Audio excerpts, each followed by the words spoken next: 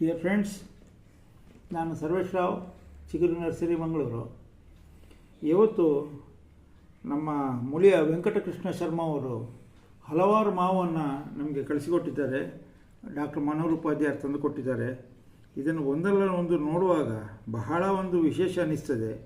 ನೋಡಲಿಕ್ಕೆ ಸಣ್ಣದಿರ್ಬೋದು, ಆದರೆ ಇಂತಹ ಒಂದು ವಿಚಿತ್ರವಾದಂತಹ ವಿಶೇಷವಾದಂತಹ ಮಾವುಗಳು ನಮ್ಮ ಈ ದಕ್ಷಿಣ ಕನ್ನಡದಲ್ಲಿ ಇದೆ ಅಂತ ಹೇಳುವಾಗ ಬಹಳ ಒಂದು ನಮಗೊಂದು ಹೆಮ್ಮೆಯಿಂದ ಅನಿಸ್ತದೆ. ನೋಡಿ, ಇದು ಬರಿಮಾರ್ ಪಡಾರು, ಶ್ರೀ ಪಡಾರು ರಾಮಕೃಷ್ಣ ಶಾಸ್ತ್ರಿಯವರು ಕಳಿಸಿಕೊಟ್ಟದ್ದು. ಮುಳಿ ವೆಂಕಟಕೃಷ್ಣ ಶರ್ಮನ ಮೂಲಕ ಡಾಕ್ಟರ್ ಮನೋಹರ್ ಉಪಾಧ್ಯಾಯರು ತಂದುಕೊಟ್ಟದ್ದು.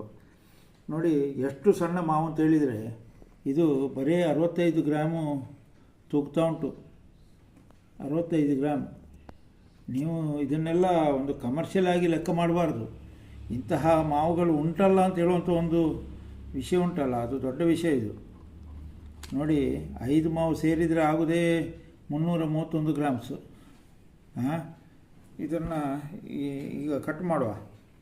ಆಗದಾ? ಇನ್ನೂ ಹಲವಾರು ಮಾವುಗಳಿದೆ, ಎಲ್ಲವನ್ನು ನೋಡುವ. ಬರಿಮಾರು ಪಡಾರು ಮಾವು, ಪಡಾರು ರಾಮಕೃಷ್ಣ ಶಾಸ್ತ್ರಿ ಅವರು ಕೊಟ್ಟದ್ದು. ಇದರಲ್ಲಿ ಎಲ್ಲ ಹಣ್ಣಾಗಿದೆ ಅಂತ ಕಾಣಬೇಕು. ಎಂಥ ಬಣ್ಣ ನೋಡಿ, ಇಷ್ಟು ಸಣ್ಣ ಮಾವು ಆದರೂ ಎಷ್ಟು ಬಣ್ಣ ಉಂಟು.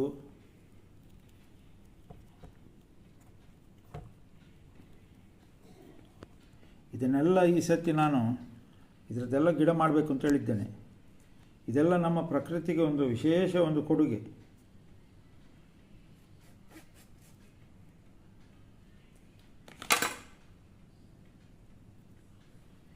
ಇದೆಲ್ಲ ಕಾಡು ಮಾವು ಆದ ಕಾರಣ ಇದರಲ್ಲಿ ಒಂದು ರೀತಿಯ ಫ್ಲೇವರ್ ಇರ್ತದೆ, ಸೊನೆ ಇರ್ತದೆ, ಪರಿಮಳ ಇರ್ತದೆ, ಗೊರಟು ಸ್ವಲ್ಪ ದೊಡ್ಡದಿರ್ತದೆ.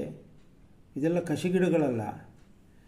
ಆದರೆ ಇಂತಹ ಒಂದು ಮಾವುಗಳನ್ನೆಲ್ಲ ಅವರು ಹುಡುಕಿ ಸಂರಕ್ಷಣೆ ಮಾಡಿದ್ದಾರಲ್ಲ, ಅದೊಂದು ದೊಡ್ಡ ವಿಷಯವೇ.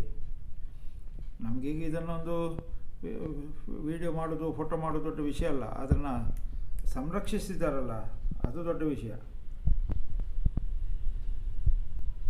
ಅಪ್ಪ, 23 TSS ಕಾಣ್ತಾ ಉಂಟಿದ್ದಿಲ್ಲ, ಸಿಹಿ 23 TSS. ಹಾಗೆ ಇದನ್ನು ವಿಡಿಯೋದಲ್ಲಿ ತೋರಿಸ್ಲಿಕ್ಕೆ ಆಗೋದಿಲ್ಲ, ಫೋಟೋ ತೆಗೆದು ತೋರಿಸ್ತೇನೆ. ಮಾವು ಇದು ಹುಳಿಸಿ ಮಾವು. ಇದರಲ್ಲಿ ಇದಿಲ್ಲ. ನಾನು